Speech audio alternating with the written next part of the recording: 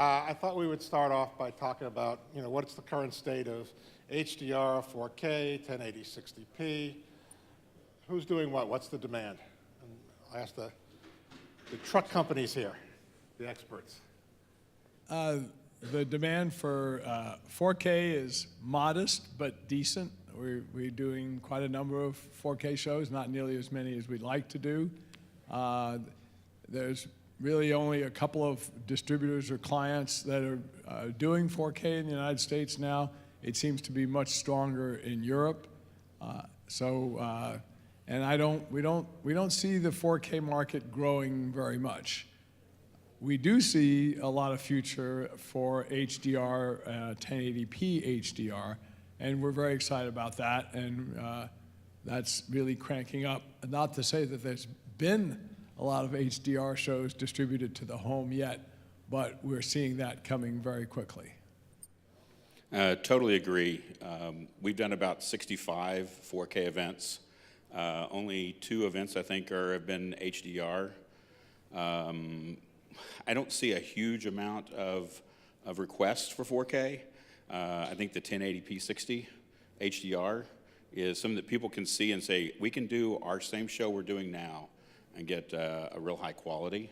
So do you think 1080 60p HDR is better than 4K or equal to, or? It depends on the size of the monitor you're sitting in front of, because unless you're looking at something larger than 55-inch and pretty close to it, it can be difficult. But you want to start with the highest quality you can. Mm-hmm.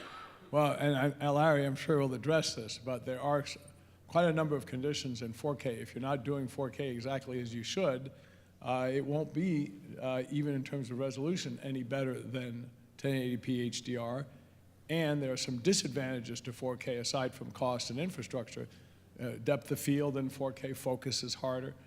So there are some situations where you could argue that 1080p is better or as good as 4K right from the start, and Larry is going to do a much better job of explaining that. Oh, here I'll Well, history teaches us, I think, that 4K is inevitable. It's the timing. It's clearly taking its time. But it's on a march, if you look globally. So assume we're going to get there at some point in the future. I do believe today, because there is a reluctance, certainly in the United States, to leap into it, but HDR is hot and wide color gamma is hot, why not learn all we need to learn about HDR and wide color gamut on the back of what we can do today? And most cameras today are originating 1080p, even if they're spitting out 1080i and 720p. They're originating in 1080p. And most of the new cameras today have HDR capabilities built into them and wide color gamut. So there's a tremendous amount we can be learning today, and certainly live television with HDR, it has its challenges, and they need to be explored. Then there's the whole issue of what is the reaction of the consumers to HDR when they watch some hours of it every day. We don't know. So there is a huge learning curve that could be done in the near term while we wait for 4K to be a major service. And what, pray tell, are the implications on camera lenses? Well, my colleague took my thunder away by saying, look, the lens is the first footprint on all the parameters of quality of an image. The lens puts the first stamp on them. So if you're going to originate good HDR, your lens better not mess it up. And it's sometimes forgotten. Everybody thinks about HDR being this bright thing and these speculars and that, but I keep emphasizing HDR is 2 things. It's more detail up, up, up, and it's more detail down. And that's the one that's sometimes forgotten. And certainly, maybe sports doesn't challenge the down too much, except when you get the shadows across the stadium and the players are running between sunlight and darkness. That's a challenge. But lenses, because of having to look both directions, they've got to do a much better job on the black reproduction. And that's why we're all beginning now to put far more exotic coatings and things like that to improve the low-end reproduction. The highlights is greatly determined by the image sensors in the cameras, but they keep expanding. We're going up 14 stops, 15 stops. And the lens needs to be able to reproduce the speculars that's now going to be able to be reproduced without creating distortions on those speculars, without changing the colors of those speculars. So how we behave up and down is extremely important and very challenging to the lens design. And I was intrigued at an earlier panel today about, there was a passing reference that HDR is about a lot more brightness and we're going to have to worry about more exposure. I think this is where the learning curve is needed. The exposure basically stays the same, or should. You don't want to make shirts on players any brighter than they are, but you want to be able to reproduce any highlights that are in there, speculars of any sort, to be able to reproduce them, which you cannot do very well today without HDR. Phil and Paul, how about super slow-mo? Well, I'm actually going to follow along with that for just a minute. So as much as I totally agree with everything, we don't hear any of that from the clients. They want it lighter, they want it faster, they want it tighter, and they want it cheaper. So it makes it really tough because lenses are a very expensive part of a truck, and they are definitely not getting any cheaper because there's a lot of manual labor and a lot of technology required to manufacture them. But your point is the customers are not The asking customers for aren't HDR. well, they're not asking for. They don't know what to ask for in that case. You know what I mean? Then comes the super slow-mo. Right. Well, that's what they're asking for. Let's just not leave HDR quite yet, because it's a fascinating subject. We've all been doing super slow-mo for a while, and we'll get to it. But in addition to the sort of the details, the technical value of HDR, which Larry's talking about, there is an overall impact of it. The pictures really do look better, even if you're looking at them not on an HDR display. So if you shoot an HDR, and obviously the majority of your audience does not have HDR TVs yet, but the SDR derived from the HDR, which we call SDR plus, really is better. And I think that we're eventually going to do all HDR shows, and eventually everybody in the home is going to have wonderful HDR displays. But in the meantime, we can start bringing some of the value of HDR to the SDR audience really immediately. Now, doing HDR in a truck is actually harder to do than doing 4K. It's just very complex, but we'll all master that. So Why back to is super- why is that? Why is it more complex? Well, if you're doing 4K, it's just a resolution thing, and if you have some non-4K sources, you put them through a converter, and boom, they're in an up converter, and you're in 4K. And going back down, you just take the resolution down to HD if you started with 4K. In HDR, the conversion is a little more art as well as science.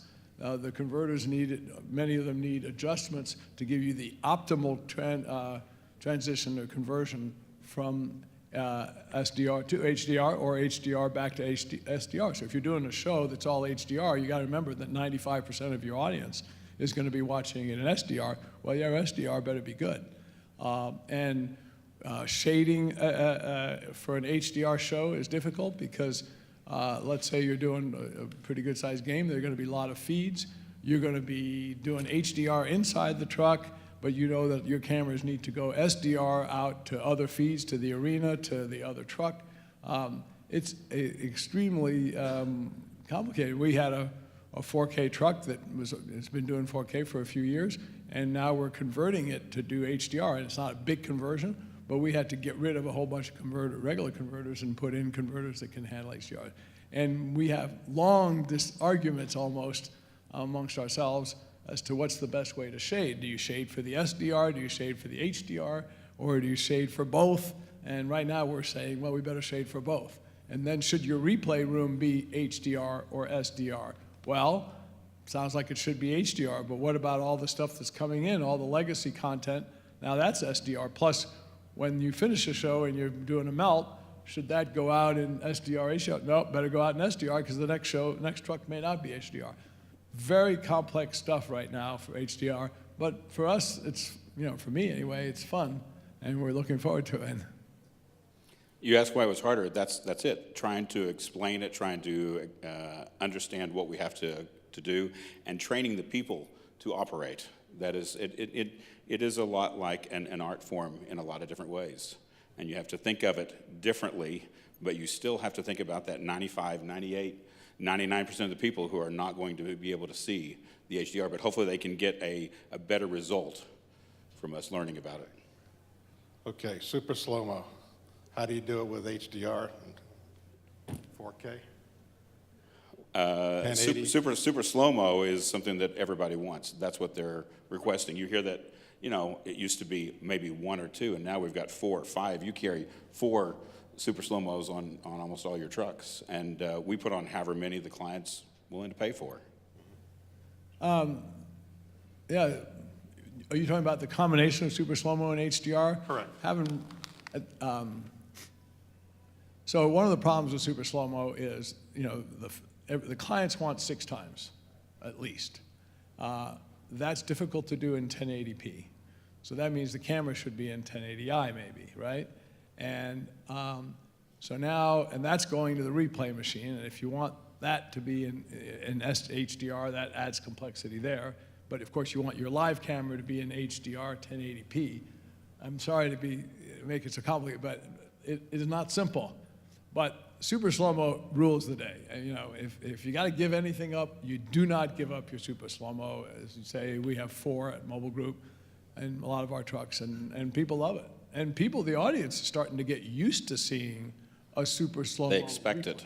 And, you know, so suddenly when you give them a non-super slow-mo replay, people, you know, so does that mean really every camera should be super slow-mo? Maybe. Even the guy looking on his iPad or his phone, he wants to see super slow-mo. And think about it, super slow-mo is going to let you look at that highlight that's being reproduced beautifully in HDR for much longer. Just getting all those replays in the time allotted.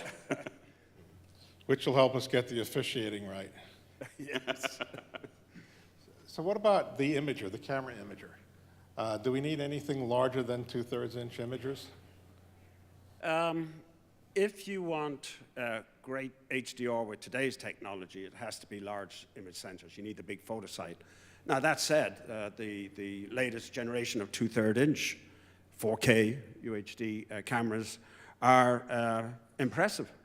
Although I do notice, and I was only really noticed this last week because I was searching, none of them, of the manufacturers, publish an HDR spec for the camera, where we all do for our Super 35mm cameras.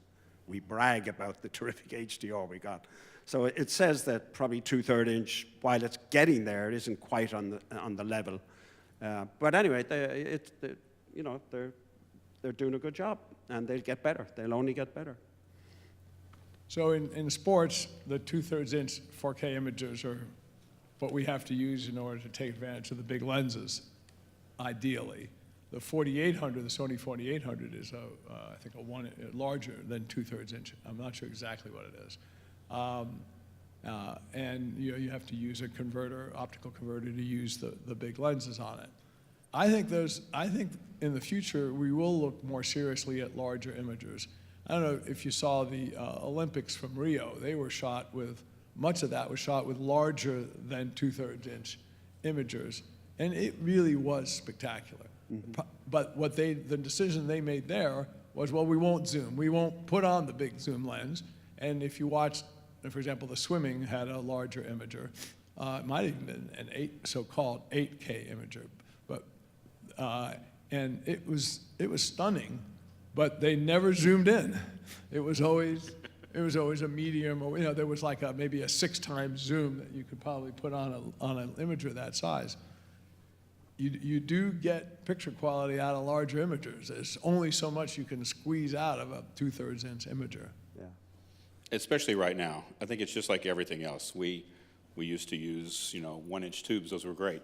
And then everyone was always worried about the 2/3 and so forth. So I think we're going to have that right now. That right now the technology is at the point that yes, the 1-inch imager is better, but eventually that everything keeps getting smaller, lighter. Yeah. I think the technology is going to catch up. The question is, where are we going to jump into that pool? There's a bit of a physics problem with an optical problem, right, with 2/3 inch and that many pixels. I don't know that, I'm not sure they can solve that problem, Larry. Yeah. Well, we went through it when we did the transition from standard definition television to high definition. People were saying, why can't I focus the way I used to? Why don't I have the same depth of field? And we got through that, and now suddenly as the 4K cameras come out in 2/3 inch, people are stumbling into that and scratching their heads and saying, something's different. But they learn to work around it. I think they do learn to work around it. And the cameras being more sensitive does help. You can play with iris and shutter, et cetera, and do things to ameliorate the challenges of the 2/3. We go through a learning process, both on the user, the operator, and the manufacturer, and we continue to grow. Yes. Phil, you mentioned shading. What are some of the other implications of HDR in the truck? How about monitoring? And Yeah. So monitoring and shading is critical, and you want, if you're shading, do you want your shader to shade to what 95% of the audience is going to see, which is SDR, or do you want them to shade to HDR, since presumably somebody's paying a premium for the truck to deliver HDR to the 5%? I mean, maybe that's a high number. so what's the answer? So actually, we just had a meeting about that, and we're doing an HDR show this week, and we've decided the answer is both. And so it's, they're really going to put an SDR and an HDR monitor in front of each shader. There's 2 shaders in this particular show. And at some point you run out of real estate, but we think that's the only way you can do it. And then in addition to that, have a big 30-inch program output with HDR. I don't see another way to do it. Now in production, if they've selected HLG as the shading, as the HDR flavor, you can get away with just regular monitors in the production room.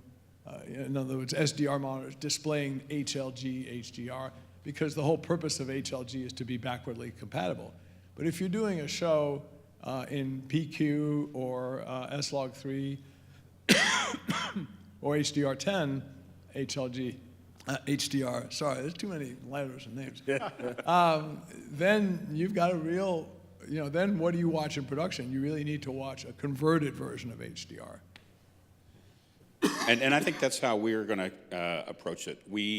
In changing to HD, we tried to put in front of the producer and the director the stuff that they were used to.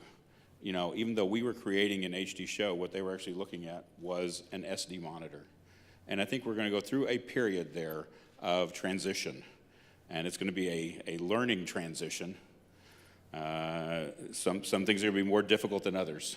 And I think it's just be a lot of trial and error, and a lot of research, and a lot of learning from people who know a lot more. Your turn. The issue of the monitoring, the shading, and that we've been learning the hard way on that, because 4 years ago we stepped into the reference display business, and along came HDR, and we had to go back to the drawing board, and now we're putting in tools that are really only beginning to be experimented with. So I can't give you a terrific report of how successful they are. Example, in our latest display, we're able to, if you're shading for HDR, we can give you a split screen. And we have the conversions inside, whether you're doing HLG, PLQ, inside the display. So as you shade your HDR, you can see what's happening on the SDR on the same screen. That's very important. And we've added in false color metering, so that if you decide, well, I've got cameras that can do the 1,000 nits, you can dial in on the menu, 1,000 nits, and then we'll give you different colors for the levels. Once you go above 100, which is a certain color, and you start marching up towards the highlights, you get the different colors. So it helps you in your, and that's important in live television. Pre-recorded, you've got time to do a take again and play with lighting and everything, but in live recording, I think this is going to be important. But it's a learning curve, and it's only beginning. You've got one chance to get it right in live. Yes, Yes. You have to realize in order to maximize the HDR and on a 1,000 nit display, you're talking about cranking up the video level significantly, which means the SDR has to be, so to speak, cranked down or offset. Yeah. It's a pretty big variation that you have to keep your eye on. So, yeah, how do you derive the SDR from the HDR? I mean, what's involved there? You pay some company that makes the converter. Tone mapping. So we're buying a lot of these converters, and some of the earlier versions of these converters that came out had a tremendous number of what we call handles, which you could, make a lot of adjustments. Well, that's fine if you have a few days to set up and you only have one or two of them to do. But now we might have a dozen or really more like 20 of these converters. We need them to be able to just turn on and work and be pretty close to what we want. So there's going to have to be a balance of converters that just have a basic setting and ones that you can really go in there and tweak. But yeah, it's a conversion. So it's another unit, so you can get rid of all your regular 4K converters and put in these new kind. I think it was a plan to get us guys to spend more money. More money. There you go. Hey, Pat, we need more money. Well, a key point is when you see HDR that's done well, it really is stunning. And it's independent of viewing distance. You can see it on whatever size screen from across the room. And if there is wide color gamut or a wider color gamut in there, you're going to see that. And something that's not generally understood about HDR is HDR increases, Dolby gives great presentations on this, color volume. Your actual colors that you are capturing become warmer, and the color reproducibility on the screens is much better. And that adds, people see it, but they don't quite know what's happening. They just say, this picture's gorgeous. Yeah. And so it's really worth doing a lot of work on HDR and wide color gamut. I really think so. And if we can perfect it in the near term, the next 2, 3, 4 years, then it'll be that much more ready for 4K when it does become more ubiquitous. You would agree that HDR has a much greater impact for more people now than 4K? Absolutely. You've only got to go to the shows, you see it. I think HDR is so important that we need the camera manufacturers to build cameras that do HDR, but also put out that derived SDR. So just really there shouldn't be anything within a year or two or sooner.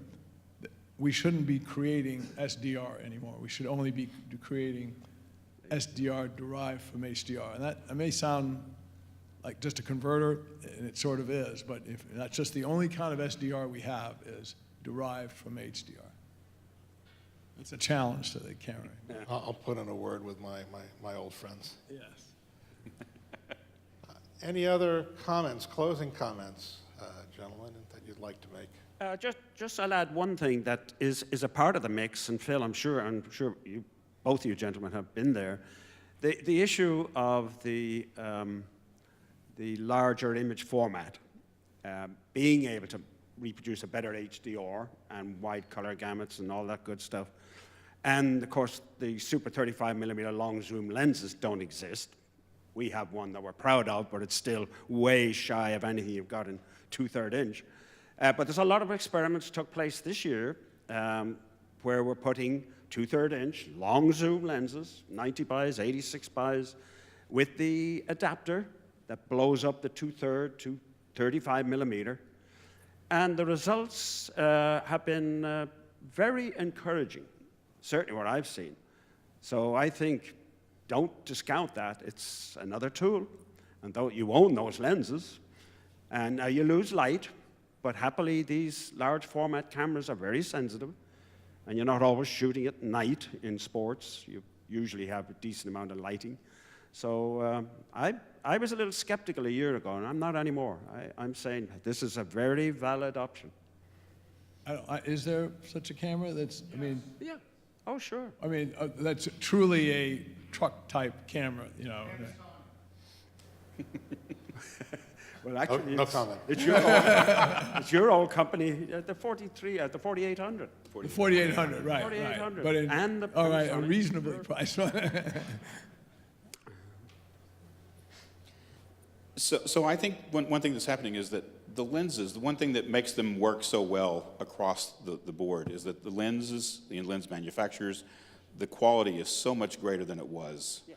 That now what's happening is it's hard to distinguish between what is a better lens and what is a more cost-effective lens. It's like, do you really have to have a 4K lens to do a 4K show?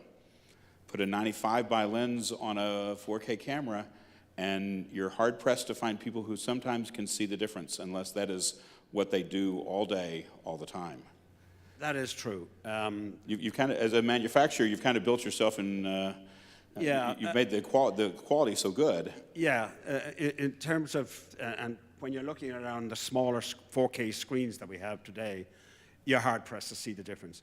If we get to much bigger screens, which you really need to get to for in the living room for 4K to get the full wow factor, now you have to be careful about the edges of your image. And that's the biggest difference between the 4K UHD lenses and the latest generation of HD lenses, is the effort that we put in to get the edges, the chromatic aberrations, lower on the edges and keep the resolution out to the image edges as high. And one problem of HDR is if you have any chromatic aberrations, HDR is going to expose it. It enhances it. And that's one of the battles we fought in the latest generation of lenses. And I can even see that in, especially in the case of using a 4K camera that's used on a standard HD show, that they're zooming in. Because now what happens is what happened that's important is off on the edge. Yeah. And having to be able to zoom in and make sure that it actually is truly accurate can be difficult. Whereas when you're doing a headshot, everyone's looking in the center anyway. Yeah. It's when you're starting to go to the outside edges that it really becomes a factor. Exactly. Two quick future technology things. One that's obviously not that much of a future, but 8K. Mark Lazarus at NAB New York was talking extemporaneously, although on a panel. He was being interviewed one-on-one. And he said, who knows, when we get to 2020, by the time we want to do 4K, maybe we'll just skip 4K and go straight to 8K. So, I mean, it was just intriguing that he would even think about that. But what's your sense on 8K? 2022, 23, what is its role potentially in the marketplace? 8K makes utterly no sense in the living room and never will. Look, if you want the full wow factor of 4K in the living room and your average viewing distance is 9 or 10 feet, which is what it is, you need a 140-inch diagonal screen to get full 4K for 20/20 vision. Now, you're going to put 4 times more pixels? Just, so 8K makes all the sense in the world for cinema, the future of cinema. It makes all the sense in the world for stadium displays. It makes all the sense in the world for giant museum displays, for giant digital signage. 8K has its place. It's going to be a huge business. But this drumbeat from a certain part of the world to drive it into the living room, utter nonsense. Utter nonsense. And that's the last time, this is Larry's last paycheck, by the way. So what was that? I agree with Larry. 40 inch? I think 8K cameras may have some value in the same way as I was talking about the Olympics. If you're talking about a wide shot, which you may then take to 4K, right. The imager that comes with the 8K camera, so long as you don't try and put a big zoom lens on it, there may be some value there, and we may start using different kinds of camera in a 4K show in order to maximize the 4K quality. Well, you are using 4K cameras within productions today to extract the HD for the close-ups, so 8K would be used to extract a 4K close-up when we get to the, right? Because people aren't going to want to extract an HD vision. Yeah. That's like going back in time. If we're going, it'd be like going from HD to SD, so you'd be doing the equivalent of an SD upconvert. Yeah, certainly a possibility. There's a number of different ways you could use an 8K camera. Or the 4800, which is, it's not 8K, but is that a 1-inch imager? No, it's Super 35. Super 35. Super 35. Pretty close to 1 inch. Sorry? I think that's close to that. No, it's bigger. Oh, bigger than 1 inch. Bigger than 1 inch. It's okay. bigger than 1 inch. So So there's all kinds of images we could play with for certain kinds of shots. I'm wondering how we're going to use 8K in a RIMI. Now, you could think about it, okay, I'm going to put 3 cameras out there, and I'm going to pretend I've got 8 camera operators. Maybe you could go at it that way. But Great, great. It's a lot of data. So excellent. Well, thanks, guys. Alec, thanks for joining us and for moderating today.